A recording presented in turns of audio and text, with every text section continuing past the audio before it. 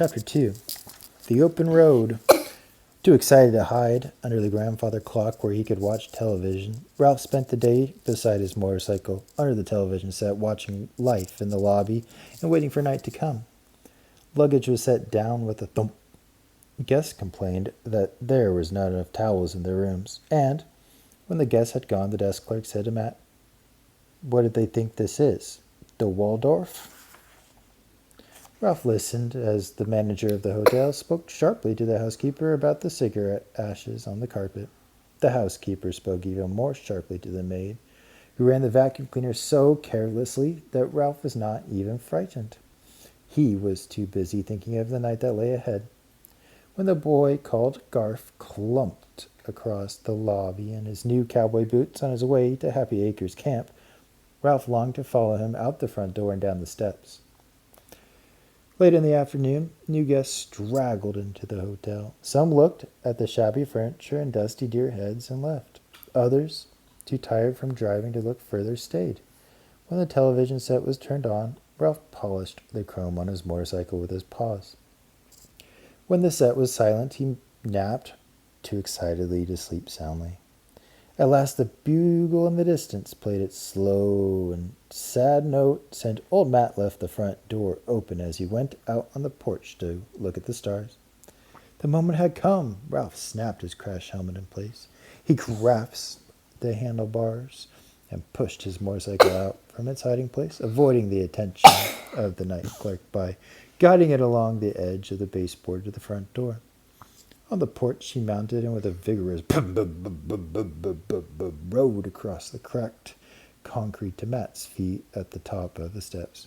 "Hi," said Ralph, who was able to talk to animals and to any human being who loved speed and motorcycles, who understood that the only way to make a miniature motorcycle go was to make a sputtering noise that sounded like a big motorcycle. "Why, hello there, young fellow," said Matt. "Just where do you think you're going?" "I'm running away," said Ralph, "on my motorcycle." "You don't say," exclaimed Matt. "Yes, I've had enough of this place," said Ralph. "I'm going someplace where I can be free." "You want to get away from your family," said Matt, grasping the situation at once. "You want to be independent." "That's right," said Ralph. "I'm tired of being bossed around by my mother and Uncle Lester. I'm fed up with my pesky little brothers and sisters and cousins. I don't want to grow up to be another crumb-scrounging mouse. I want adventure and excitement, and I'm going to ride off on my motorcycle and find it." "Sounds good," observed Matt. "I wish I could do the same. Just ride off into the night on a motorcycle. I always wanted a motorcycle, but I never could afford one. When I was young, I had to help my folks, and then I had a family of my own to take care of. Now that my family has grown up and gone away, I'm too old for a motorcycle." The mouse and the man were silent a moment before Ralph said, "Well, I guess I'd better be going." "So long," said Matt. "Good luck. I'm going to miss you." It always cheered me up to see you tearing around the halls like a little daredevil. Made the suitcases seem lighter somehow. With that parting comment, he turned and started back toward the door of the hotel. "Hey, wait!" squeaked Ralph. Matt turned. "You want something?" For some reason, Ralph hesitated before he said, "I was wondering if you would lift my motorcycle down the steps for me."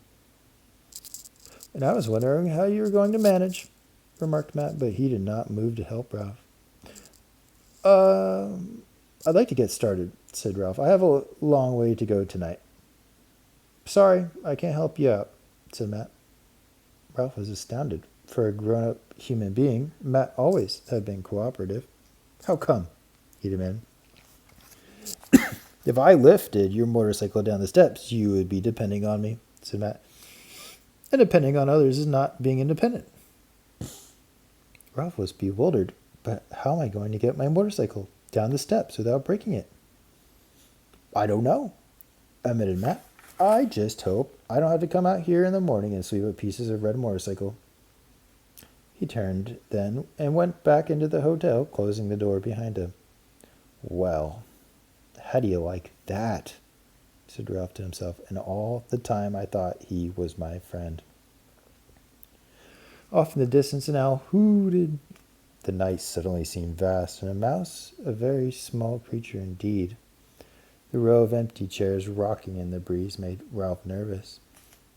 He could not get over the feeling there were unseen people sitting in them, ghosts who might at any moment chase him and steal his motorcycle. He looked down at the 3 concrete steps and the curve of the driveway before him. His motorcycle was a good sturdy vehicle, but it would never survive 3 bounces on concrete. It would be smashed to bits for Matt to sweep up in the morning. Suddenly Ralph was angry. He was furious at the way his old friend treated him. He would show Matt that he could manage without help. Matt would come out in the morning expecting to find Ralph waiting to be let in, but Ralph would fool him. He wouldn't be waiting, and there wouldn't be any broken motorcycle at the foot of the steps either. Ralph set about finding a solution to his problem. He looked at the ghostly rocking chairs, the cracked concrete porch, the steps, and the asphalt driveway below. Once Ralph had taken the trouble to look, the solution to getting his motorcycle down the steps seemed surprisingly easy. About 3 inches below the porch on either side of the steps was a sloping section of concrete, a sort of ramp intended as an edge to the steps. The 2 ramps were about 10 inches wide and each sloped down to a flat section. Below each flat section was a shrub that had been pruned into a somewhat lopsided ball of leaves. All Ralph had to do was ride his motorcycle over the edge, down the slope, and into the shrub, which would break his fall and let him slide gently through the leaves to the ground. The only problem was that terrifying 3-inch drop from the porch to the slanting concrete, but Ralph was sure that with a cool head and steady paws he could manage. He would show old Matt a thing or two. Ralph wheeled his motorcycle back from the edge of the porch, but in line with one of the concrete ramps. High speed would be best, he decided. Speed fast enough to carry him over the edge without wobbling, so that he would land on the ramp with both wheels. Ralph's heart was pounding as he mounted his motorcycle, but in his head was cool and his paws steady on the handle grips. Ralph drew a deep breath. His paws tightened on the handle grips. He rode smoothly toward the edge of the porch. He held his breath as he shot out into space, as he had planned. There was a sudden, heart-shaking drop before the tires hit the ramp. At this point, everything went wrong. Before Ralph realized what was happening, the motorcycle shot down the ramp, which was worn smooth by the many children who had slid down it. Ralph flew into the air and fell upside down into the shrub. He lost his grip on the motorcycle and felt himself brushed by leaves and scratched by twigs until he came to rest wedged in the crotch of a small branch. His helmet had fallen off. One ear was scratched, and he was badly frightened, but he was not injured. When Ralph had caught his breath and his heart no longer pounded against his ribs, he boosted himself up so that he was sitting in the crotch of the twig. The shrub was not the leafy cushion he had expected. From his perch in the center, he could see that the leaves grew only at the tips of the twigs, and that the bush, which had looked soft and springy from the outside, was on the inside leafless and spiky with dead twigs. My motorcycle, thought Ralph frantically. Where is it? Then he saw it, far above his head, hanging by on a twig by its back wheel. His helmet, however, had bounced to the ground. Ralph did the only thing he could do, and that was climb up to his motorcycle and start chewing. The twig that held the motorcycle had a dry and dusty taste, but Ralph chewed it until it snapped and the motorcycle slid down to the crotch of the twig below. Ralph climbed down, and when he could not free the motorcycle with his paws, he started chewing once more. No little cousin was ever going to say to him, "What happened to your motorcycle, Ralph, huh? What happened to your motorcycle?" Ralph chewed his motorcycle from one twig to the next, and the lower he went, the thicker the twigs became. By the time the motorcycle finally dropped to the ground beside the helmet, Ralph's jaw ached. He dragged the motorcycle across the weedy patch of lawn to the driveway and was about to mount when the door of the hotel unexpectedly opened, and old Matt, in pajamas and bathrobe, stepped out on the porch and looked around. The little fellow must have managed to get his motorcycle down the steps somehow, Ralph heard Matt mutter to himself. Now maybe I gets to sleep. Guess I showed you, thought Ralph grimly as he mounted his motorcycle and sped off down the open road, off into the dark and scary night. So long, brothers, sisters, cousins. So long, Uncle Lester. So long, Matt. Ralph was on his way. Ralph bounced along the uneven driveway to the mountain highway, where he quickly discovered that one of the ribbons of concrete pressed smooth by passing tires made a good highway for a mouse. He then made an even more exciting discovery: gravity. With a good fast start, he could coast downhill with amazing speed. The halls of the Mountain View Inn were never like this. Ralph sped through a night that fulfilled his dreams of freedom. It was a night of danger and adventure. Once, when Ralph was frightened by the headlights of an approaching car, he swerved to the side of the road where he and his motorcycle were caught in the backdraft of the passing car and tumbled about like old gum wrappers and tossed into the weeds. Afterward, Ralph was alert when he heard a car approaching and got off the road and clung to a weed until the car roared past. He was exhilarated by this test of his skill. Toward dawn, logging trucks began to rumble down the mountain, shaking the earth as they came. Ralph never had seen anything so terrifying as those great double-tired monsters with logs lashed to their truck beds, barreling down the center of the highway, and he knew the time had come to hide for the day. He ate some dusty weed seeds, drank dew, slept on early, and started off once more at nightfall toward the sound of the bugle. Between cars and trucks, Ralph tore along down the highway through the shadows of the night. This ride was the freedom he had dreamed of, speed without effort. Once, the thought crossed his mind that if he should ever want to return to the Mountain View Inn, he could never make it back up the mountain under his own power. What a silly thought. Why should he ever want to go back to the inn where he could travel this way? On the third night of Ralph's journey, as darkness faded and the pine trees gave way to scrub oak, Ralph found himself out in the open where there was no sheltering shadows. The milk truck rattled past on its way up the Mountain View Inn. Blackbirds greeted the dawn with bursts of gurgling song, and not far away a rooster crowed. A pheasant flew low across the road, startling Ralph and causing him to collide with a piece of gravel. The road, which now followed an irrigation ditch, had leveled off, and Ralph had to produce his own power. As Ralph putted along on his motorcycle, daylight made him uneasy. He was looking for a place to hide when the notes of the bugle, so close he felt as if they might shatter and burst forth in a lively morning tune. Before they died away, laughter and shouts filled the air. Medium-sized boys and girls, peanut butter and jelly sandwiches. Ralph had reached his destination. Ralph wished old Matt could see him as he rode off the road and bounced onto a gravel lane that crossed a small bridge over the irrigation ditch. Ahead lay a number of low, weathered buildings surrounded by lawns and shaded by walnut trees. Boys and girls were washing their faces in wash basins set on benches. A big brown dog, barking furiously, came bounding toward Ralph, who stopped, frozen with terror. The dog stopped too, so suddenly he nearly sat down on the gravel. He recovered himself and approached, snuffling with his wet black nose.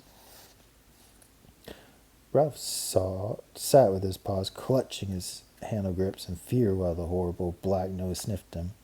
"I'm just who do you think you are?" asked the dog. "Why, it's Sam!" yelled a boy. "A mouse." Ralph felt very, very meek. Sam eyed Ralph with curiosity. "Where did you get the motorcycle?" he wanted to know. "A boy gave it to me." Ralph was beginning to feel slightly braver, but only slightly. That big dog could gobble a mouse in one gulp. But not if I hang onto my motorcycle, thought Ralph, feeling that his courage had not deserted him entirely. The dog would not eat a motorcycle. "No kidding," said Sam. "A mouse-sized motorcycle. Where did you come from?" "The Mountain View Inn." "That rundown place?" said Sam. "I'm not surprised the mice are deserting them. Where are you going?" "Well, here, I guess," said Ralph. "I followed the sound of the bugle. I wanted to be near medium-sized children and peanut butter and jelly sandwiches." "Sorry," said Sam. "You can't come in here. I'm the watchdog of Happy Acres Camp, and it's my job to protect the camp." "Oh, come on," said Ralph, who was beginning to see that Sam was not really a ferocious dog. "I'm just a mouse." Sam looked uncomfortable. Obviously, he was a dog that liked to please everyone. "I would let you in if I could, but my orders are to keep out anyone who doesn't belong here." Ralph hunched down on his motorcycle. Please. I'm just a teeny little brown mouse. Nobody would even notice me. Sam's honest brown face looked worried. No, he said at last. I can't let you in. I have my orders from Aunt Jill and Uncle Steve in the camp office. They are in charge here. I've had a long, hard trip, said Ralph. I'm tired and I'm hungry. Sam looked so worried that Ralph pressed his advantage. You know boys like mice. They would be glad to have me. Sam looked back toward a white building under the walnut trees. Then he looked down at Ralph. I tell you I can't do it, he said. If I let you come in, I'd be breaking my orders. I'm already in trouble because a car came along in the middle of the night and dumped a box of kittens that got away before I could rouse anybody. Kittens, squeaked Ralph in horror. I have the worst time with kittens. Sam's voice was gloomy. People are always dumping kittens here because they know girls will beg the parents to let them take them home. Very many kittens? Asked Ralph, who was feeling nervous once more. Too many, said Sam. We already had 3 kittens that belonged here. And the other night, 6 more were dumped. And once they are here, I'm not allowed to chase them. I tell you it isn't fair. If there's one thing I can't stand, it's the kittens. Silly little things with no sense of responsibility. Sam's troubles made Ralph feel cocky once more.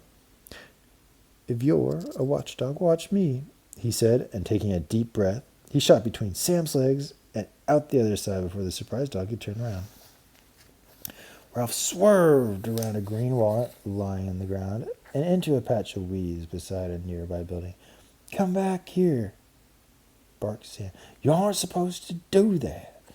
He began to snuffle around the weeds. Ralph had not expected to be snuffled for. He had the thought that once he was inside the camp, Sam would give up. Sam growled and moved his nose around in the weeds like a doggy vacuum cleaner. Unable to ride, Ralph pushed his motorcycle farther back into the weeds. The wet black nose part of the stalks where Ralph was saved by a gopher hole. He dragged his motorcycle into its shelter. Oh, no, you don't, growled Sam, and began to dig with his powerful front paws. Dirt began to fly. Pulling his motorcycle after him, Ralph waded farther back through the loose dirt into the gopher hole. Faster went the paws.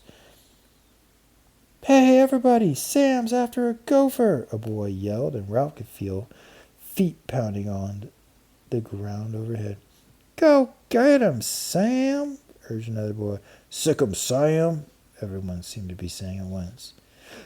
You're being mean to the gopher, protested a girl. Several girls' voices began to yell, Go, gopher, go! Faster and faster flew the paws with their strong toenails. Sam was panting now. Ralph pushed farther and farther back into the gopher run until a disagreeable voice ahead of him said, And where do you think you're going? Eek! Squeaked Ralph, face to face with the owner of the gopher run. He hastily pushed his motorcycle, which he had been pulling ahead of him for protection. Bite it, said the gopher, squinting at Ralph. I didn't dig this tunnel for mice. Digging paws were coming closer. Attaboy, Sam, shouted the boys. Go, gopher, go, shouted the girls. Even the gopher looked uneasy. Please, pleaded Ralph, save me from that beast. The gopher was more interested in saving himself. Already he was beginning to move farther down the run. You can't stay until that dog stops digging and no longer, he said, and fled off into the network of tunnels.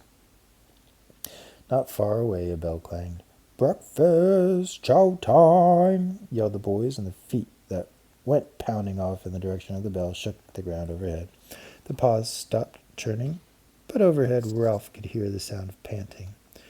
Sam poked his fearsome snout into the gopher hole for one last sniff before he trotted off for breakfast. Whew!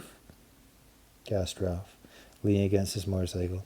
He had pictured camp as a place where boys would bring him peanut butter and jelly sandwiches. Not this dark and dusty tunnel inhabited by a grouchy gopher.